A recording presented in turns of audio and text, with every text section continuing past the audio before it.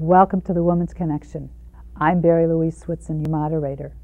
The Women's Connection is a program about events shaping women's lives and helping one gain authentic power on a personal or professional level.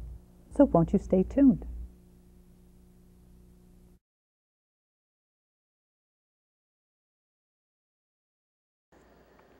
Welcome. What we're going to discuss today is how to buy real estate. Everybody asks me as a realtor, what's the market doing? Do I buy? Do I sell? Do I invest? What are the steps that I need to know for a first-time home buyer? Well, one of the most crucial things that you as a first-time buyer, or even if you're repurchasing something, you need to make sure that your credit rating is pristine. And the only way that you can really make sure, even though you say that you pay your bills on time, you don't have a penalty, you've been doing this for years, check it out anyway. You would be surprised at how many errors are on the credit rating program. It is awesome. I'll give you an example.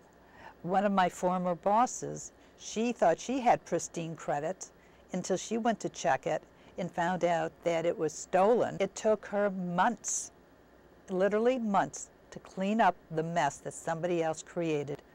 So that is one of the most important things for you to make sure you have going forward. The next thing is that if you don't use a credit card, you have no credit.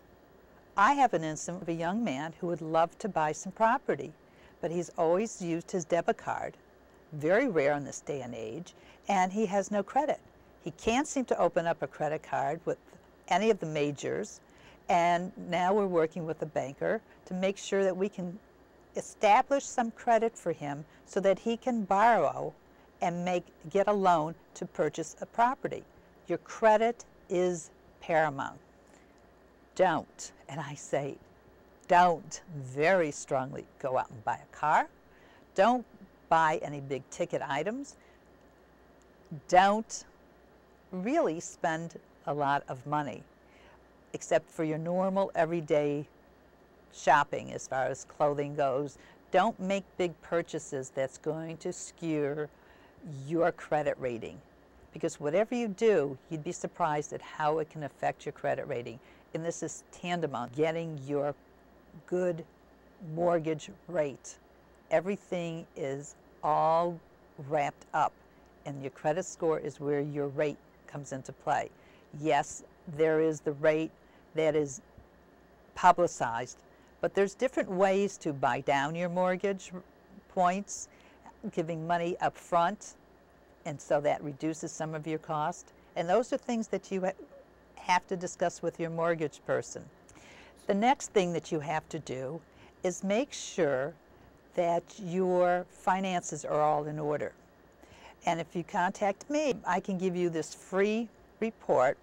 It's called a financial statement. You do it on your computer. It's an Excel spreadsheet, and you fill in all your finances. And it gives you your liabilities and your assets. So what you need to do is make sure you fill it out completely. Basically, you're the only one who's going to see it at the moment. Whether it's a condo or a co-op, they're going to want to know your finances. Can you afford this apartment? Can you afford the maintenance on this apartment? Yes, the bank will give you a loan, but that doesn't mean going forward you might not have problems paying for your monthly maintenance. On this particular financial statement, what you do is you list everything. I don't care if it is $1, you list it, because if you have a pension plan and it only has $50 in it, make sure you list it, because what you don't list becomes a red flag when somebody's reviewing it. I had an instance where he had a pension plan, but it was $15,000, so he didn't feel like putting it down because it didn't amount to anything. But it red flagged the account. People say, oh, I have got warrants. Warrants, they're not as good as the paper they're written on until they're cashed in. So while you think you might have $1 million or $500,000 in warrants, it might not be worth anything. And as far as the boards are concerned, it isn't worth anything. One realtor I know, she had one board turned down in 20 years, and that was because the person had warrants. They look at it as funny money. It's not really worth anything. So these are just a couple of the little things that you've got to be aware of. Everything that you put down on your financial statement, you're going to have to back it up with data at some point. Be careful about paying off your credit items right now, because that also skews your credit report. It's really kind of a complicated formula that the banks look at, because when you call up a bank today, they're not going to take your word for a lot of things. They want documentation. The more you do up front, the easier the process becomes. Once you see how much you've got in liquid cash, meaning you can cash it in, it could be stocks, bonds, money market, CDs, anything. But once you know how much money you've got that you can turn into liquid cash to be put into your checking account, and what you're willing to do, then we have an idea going forward of what you can afford. How much will the bank loan you? That's why doing your financial statement, when you call the banker, he will ask you what your net worth is, what liabilities you have, etc.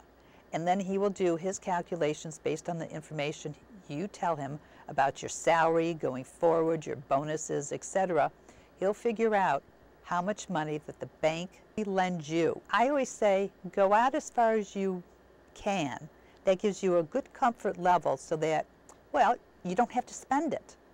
It's not like borrowing it and having to spend it. You can save it. So you take the mortgage that they're going to give you and how much cash you've got, and that basically figures out how much money you can afford to buy for a home. Now, once you have that established, my next suggestion is to write down on a piece of paper what criteria you're looking at. Do you want high floor, low floor? Do you need a lot of light? Do you need darkness? Do you care about a view, or you care more about the space in the apartment? Because many times you can have a fantastic view and have very little space. And the fantastic view is what you're paying for. So you have to take all these things into consideration. Do you want a walk-up? Do you want a doorman building? Do you want video intercom? Do you want dogs? Do you have a pet? Does the building permit pets?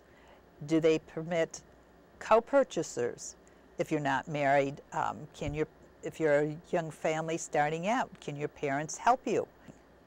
Do you want a one-bedroom? Do you need a two-bedroom? Do you want a big kitchen, a small kitchen? Do you cook? If you cook, do you want a chef's kitchen? Are you willing to renovate? This is key, because when you're looking at something, an apartment is priced according to how it looks. It's priced, does it need renovation? Is the kitchen okay? You might not like it and want to redo it, but technically the kitchen is pristine. Do you like it? That's your decision. Do you want to renovate and make it bigger or smaller? I mean, smaller is always easy, bigger is a little difficult. These are different things you have to consider. Now, do you need a one bathroom or do you need two bathrooms? Would you settle for a bath and a half? What do you need? Do you need a dining room? Do you entertain a lot? Do you need an alcove where you can just put a table and entertain occasionally? Things that you need to think about before you go. So you're not spending your time looking at things that are not of interest to you. Once you formulate what you really want and is important to you, then you go forward. Do you want uptown? Do you want downtown? Do you want east side? Do you want west side? Why you want the location, there's also different amenities in every area. Are parks important to you because you have a dog? If not, you can go anywhere. Do you want to commute to your office? How far do you want to be from the subway?